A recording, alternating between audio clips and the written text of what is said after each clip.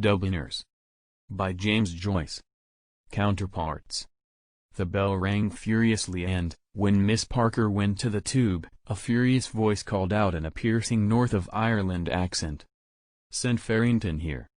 Miss Parker returned to her machine, saying to a man who was writing at a desk, "Mr. Elaine wants you upstairs." The man muttered _blast _him under his breath and pushed back his chair to stand up. When he stood up he was tall and of great bulk. He had a hanging face, dark wine-colored, with fair eyebrows and mustache. His eyes bulged forward slightly and the whites of them were dirty. He lifted up the counter and, passing by the clients, went out of the office with a heavy step. He went heavily upstairs until he came to the second landing, where a door bore a brass plate with the inscription _Mr. Elaine_. Here he halted, puffing with laboring vexation, and knocked. The shrill voice cried, "Come in." The man entered Mr. Elaine's room. Simultaneously Mr. Elaine, a little man wearing gold-rimmed glasses on a clean-shaven face, shot his head up over a pile of documents. The head itself was so pink and hairless it seemed like a large egg reposing on the papers. Mr. Elaine did not lose a moment. "Farrington? What is the meaning of this? Why have I always to complain of you? May I ask you why you haven't made a copy of that contract between Bodley and Kirwan? I told you it must be ready by 4 o'clock. But Mr. Shelley said, sir. Mr. Shelley said, sir. Kindly attend to what I say and not to what Mr. Shelley says, sir. You have always some excuse or another for shirking work. Let me tell you that if the contract is not copied before this evening I'll lay the matter before Mr. Crosby. Do you hear me now? Yes, sir. Do you hear me now? And another little matter. I might as well be talking to the wall as talking to you. Understand once for all that you get a half an hour for your lunch and not an hour and a half. How many courses do you want, I'd like to know? Do you mind me, now? Yes, sir. Mr. Elaine bent his head again upon his pile of papers. The man stared fixedly at the polished skull which directed the affairs of Crosby and Elaine, gauging its fragility. A spasm of rage gripped his throat for a few moments and then passed, leaving after it a sharp sensation of thirst. The man recognized the sensation and felt that he must have a good night's drinking. The middle of the month was past and, if he could get the copy done in time, Mr. Elaine might give him an order on the cashier. He stood still, gazing fixedly at the head upon the pile of papers. Suddenly Mr. Elaine began to upset all the papers, searching for something. Then, as if he had been unaware of the man's presence till that moment, he shot up his head again, saying, Are you going to stand there all day? Upon my word, Farrington, you take things easy. I was waiting to see. Very good, you needn't wait to see. Go downstairs and do your work. The man walked heavily towards the door and, as he went out of the room, he heard Mr. Elaine cry after him that if the contract was not copied by evening Mr. Crosby would hear of the matter. He returned to his desk in the lower office and counted the sheets which remained to be copied. He took up his pen and dipped it in the ink but he continued to stare stupidly at the last words he had written. In no case shall the said Bernard Bodley be ... The evening was falling and in a few minutes they would be lighting the gas, then he could write. He felt that he must slake the thirst in his throat. He stood up from his desk and, lifting the counter as before, passed out of the office. As he was passing out the chief clerk looked at him inquiringly. "It's all right, Mr. Shelley," said the man, pointing with his finger to indicate the objective of his journey. The chief clerk glanced at the hat-rack but, seeing the row complete, offered no remark.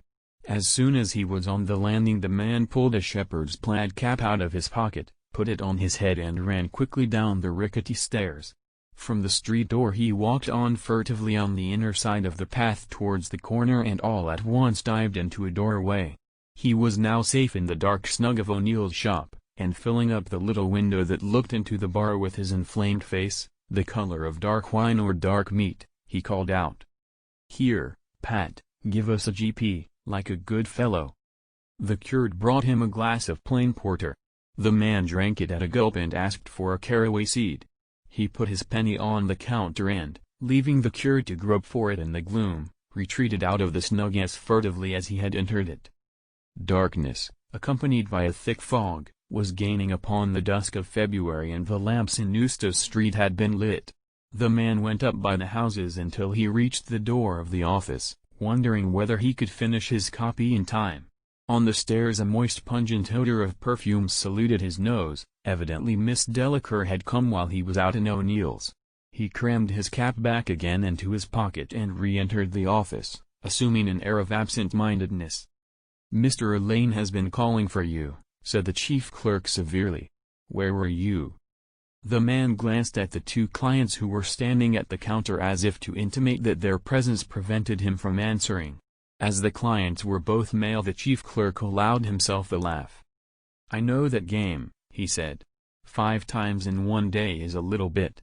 Well, you better look sharp and get a copy of our correspondence in the Delacour case for Mr. Elaine." This address in the presence of the public, his run upstairs, and the porter he had gulped down so hastily confused the man, and, as he sat down at his desk to get what was required, he realized how hopeless was the task of finishing his copy of the contract before 5:30. The dark damp night was coming, and he longed to spend it in the bars, drinking with his friends amid the glare of gas and the clatter of glasses. He got out the Delacour correspondence and passed out of the office. He hoped Mr. Elaine would not discover that the last 2 letters were missing. The moist pungent perfume lay all the way up to Mr. Elaine's room. Miss Delacour was a middle-aged woman of Jewish appearance. Mr. Elaine was said to be sweet on her or on her money. She came to the office often and stayed a long time when she came. She was sitting beside his desk now in an aroma of perfumes, smoothing the handle of her umbrella and nodding the great black feather in her hat. Mr. Elaine had swiveled his chair round to face her and thrown his right foot jauntily upon his left knee. The man put the correspondence on the desk and bowed respectfully, but neither Mr. Elaine nor Miss Delacour took any notice of his bow. Mr. Elaine tapped a finger on the correspondence and then flicked it towards him as if to say, "That's all right, you can go." The man returned to the lower office and sat down again at his desk. He stared intently at the incomplete phrase, "In no case shall the said Bernard Bodley be and thought how strange it was that the last 3 words began with the same letter. The chief clerk began to hurry Miss Parker, saying she would never have the letters typed in time for post. The man listened to the clicking of the machine for a few minutes and then set to work to finish his copy. But his head was not clear and his mind wandered away to the glare and rattle of the public house. It was a night for hot punches. He struggled on with his copy, but when the clock struck 5 he had still 14 pages to write. Blast it! He couldn't finish it in time. He longed to execrate aloud, to bring his fist down on something violently. He was so enraged that he wrote Bernard instead of Bernard Bodley and had to begin again on a clean sheet. He felt strong enough to clear out the whole office single-handed. His body ached to do something, to rush out and revel in violence. All the indignities of his life enraged him. Could he ask the cashier privately for an advance? No, the cashier was no good, no damn good, he wouldn't give an advance. He knew where he would meet the boys, Leonard and O'Halloran and Nosey Flynn. The barometer of his emotional nature was set for a spell of riot. His imagination had so abstracted him that his name was called twice before he answered. Mr. Elaine and Miss Delacour were standing outside the counter and all the clerks had turned round in anticipation of something. The man got up from his desk. Mr. Elaine began a tirade of abuse, saying that 2 letters were missing. The man answered that he knew nothing about them, that he had made a faithful copy. The tirade continued. It was so bitter and violent that the man could hardly restrain his fist from descending upon the head of the mannequin before him. "I know nothing about any other 2 letters, he said stupidly. You, no, nothing . Of course you know nothing, said Mr. Elaine. Tell me, he added, glancing first for approval to the lady beside him, do you take me for a fool? Do you think me an utter fool? The man glanced from the lady's face to the little egg-shaped head and back again, and, Almost before he was aware of it, his tongue had found a felicitous moment. "I don't think, sir," he said, "that that's a fair question to put to me." There was a pause in the very breathing of the clerks. Everyone was astounded, the author of the witticism no less than his neighbors, and Miss Delacour, who was a stout amiable person, began to smile broadly. Mr. Lane flushed to the hue of a wild rose and his mouth twitched with a dwarf's passion. He shook his fist in the man's face till it seemed to vibrate like the knob of some electric machine. "You impertinent ruffian! You impertinent ruffian! I'll make short work of you. Wait till you see.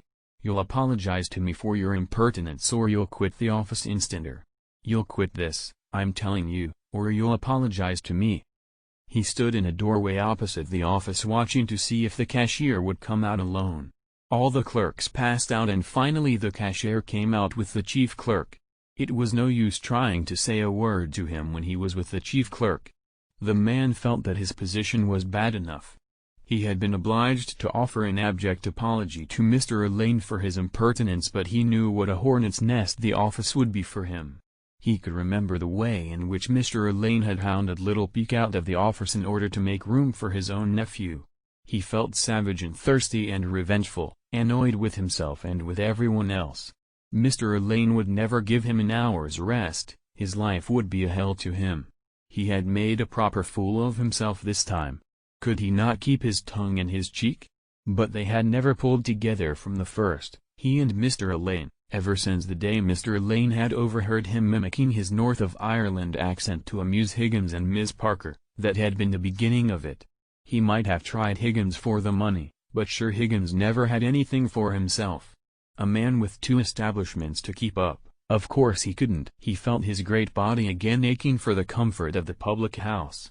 The fog had begun to chill him and he wondered could he touch Patton O'Neill's. He could not touch him for more than a bob, and a bob was no use. Yet he must get money somewhere or other. He had spent his last penny for the GP and soon it would be too late for getting money anywhere. Suddenly, as he was fingering his watch chain, he thought of Terry Kelly's pawn office in Fleet Street. That was the Dart. Why didn't he think of it sooner? He went through the narrow alley of Temple Bar quickly, muttering to himself that they could all go to hell because he was going to have a good night of it. The clerk in Terry Kelly's said a crown !! But the consignor held out for 6 shillings, and in the end the 6 shillings was allowed him literally. He came out of the pawn office joyfully, making a little cylinder of the coins between his thumb and fingers. In Westmoreland Street the footpaths were crowded with young men and women returning from business and ragged urchins ran here and there yelling out the names of the evening editions. The man passed through the crowd, looking on the spectacle generally with proud satisfaction and staring masterfully at the office girls. His head was full of the noises of tram gongs and swishing trolleys and his nose already sniffed the curling fumes of punch. As he walked on he preconsidered the terms in which he would narrate the incident to the boys. "So, I just looked at him, coolly, you know, and looked at her. Then I looked back at him again, taking my time, you know. I don't think that that's a fair question to put to me, says I." Nosey Flynn was sitting up in his usual corner of Davy Burns and, when he heard the story, he stood Farrington a half one, saying it was as smart a thing as ever he heard. Farrington stood a drink in his turn. After a while O'Halloran and Paddy Leonard came in and the story was repeated to them. O'Halloran stood tailors of malt, hot, all round and told the story of the retort he had made to the chief clerk when he was in Callans of Founds Street, but, as the retort was after the manner of the liberal shepherds in the eclogues, he had to admit that it was not as clever as Farrington's retort. At this Farrington told the boys to polish off that and have another. Just as they were naming their poisons who should come in but Higgins. Of course he had to join in with the others. The men asked him to give his version of it, and he did so with great vivacity for the sight of 5 small hot whiskies was very exhilarating. Everyone roared laughing when he showed the way in which Mr. Lane shook his fist in Farrington's face. Then he imitated Farrington, saying, "and here was my nabs, as cool as you please," while Farrington looked at the company out of his heavy dirty eyes, smiling and at times drawing forth stray drops of liquor from his mustache with the aid of his lower lip. When that round was over there was a pause. O'Halloran had money but neither of the other two seemed to have any, so the whole party left the shop somewhat regretfully. At the corner of Duke Street Higgins and Nosey Flynn bevelled off to the left while the other three turned back towards the city. Rain was drizzling down on the cold street sand. When they reached the Ballast office, Farrington suggested the Scotch House. The bar was full of men and loud with the noise of tongues and glasses. The three men pushed past the whining match sellers at the door and formed a little party at the corner of the counter. They began to exchange stories. Leonard introduced them to a young fellow named Weathers who was performing at the Tivoli as an acrobat and knockabout_artiste_. Farrington stood a drink all round. Weathers said he would take a small Irish and Apollinaris. Farrington, who had definite notions of what was what, asked the boys would they have an Apollinaris too, but the boys told Tim to make theirs hot. The talk became theatrical. O'Halloran stood a round and then Farrington stood another round, Weathers protesting that the hospitality was too Irish. He promised to get them in behind the scenes and introduce them to some nice girls. O'Halloran said that he and Leonard would go, but that Farrington wouldn't go because he was a married man, and Farrington's heavy dirty eyes leered at the company in token that he understood he was being chaffed. Weathers made them all have just one little tincture at his expense and promised to meet them later on at Mulligan's in Poolbeg Street. When the Scotch House closed they went round to Mulligan's. They went into the parlour at the back and O'Halloran ordered small hot specials all round. They were all beginning to feel mellow. Farrington was just standing another round when Weathers came back. Much to Farrington's relief he drank a glass of bitter this time. Funds were getting low but they had enough to keep them going. Presently two young women with big hats and a young man in a check suit came in and sat at a table close by. Weathers saluted them and told the company that they were out of the Tivoli. Farrington's eyes wandered at every moment in the direction of one of the young women. There was something striking in her appearance. An immense scarf of peacock blue muslin was wound round her hat and knotted in a great bow under her chin, and she wore bright yellow gloves, reaching to the elbow. Farrington gazed admiringly at the plump arm which she moved very often and with much grace, and when, after a little time, she answered his gaze he admired still more her large dark brown eyes. The oblique staring expression in them fascinated him. She glanced at him once or twice and, when the party was leaving the room, she brushed against his chair and said "Oh, pardon," in a London accent. He watched her leave the room in the hope that she would look back at him, but he was disappointed. He cursed his want of money and cursed all the rounds he had stood, particularly all the whiskies and Apollinaris which he had stood to Weathers. If there was one thing that he hated it was a sponge. He was so angry that he lost count of the conversation of his friends. When Paddy Leonard called him he found that they were talking about feats of strength. Weathers was showing his biceps muscle to the company and boasting so much that the other two had called on Farrington to uphold the national honor. Farrington pulled up his sleeve accordingly and showed his biceps muscle to the company. The two arms were examined and compared and finally it was agreed to have a trial of strength. The table was cleared and the two men rested their elbows on it, clasping hands. When Paddy Leonard said "Go," each was to try to bring down the other's hand onto the table. Farrington looked very serious and determined. The trial began. After about 30 seconds Weathers brought his opponent's hand slowly down onto the table. Farrington's dark wine-colored face flushed darker still with anger and humiliation at having been defeated by such a stripling. "You're not to put the weight of your body behind it. Play fair," he said. "Who's not playing fair?" said the other. "Come on again. The two best out of three." The trial began again. The veins stood out on Farrington's forehead, and the pallor of Weathers' complexion changed to peony.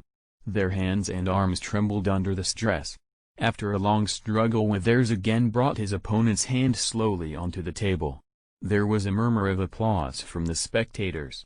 The curate, who was standing beside the table, nodded his red head towards the victor and said with stupid familiarity, "Ah, that's the knack." "What the hell do you know about it?" said Farrington fiercely, turning on the man. "What do you put in your gab for?" sh, said O'Halloran, observing the violent expression of Farrington's face. Pony up, boys. We'll have just one little sman more and then we'll be off. A very sullen-faced man stood at the corner of O'Connell Bridge waiting for the little sandy mountain tram to take him home. He was full of smouldering anger and revengefulness. He felt humiliated and discontented. He did not even feel drunk, and he had only twopence in his pocket. He cursed everything he had done for himself in the office, pawned his watch, spent all his money, and he had not even got drunk. He began to feel thirsty again and he longed to be back again in the hot reeking public house. He had lost his reputation as a strong man, having been defeated twice by a mere boy. His heart swelled with fury and, when he thought of the woman in the big hat who had brushed against him and said _pardon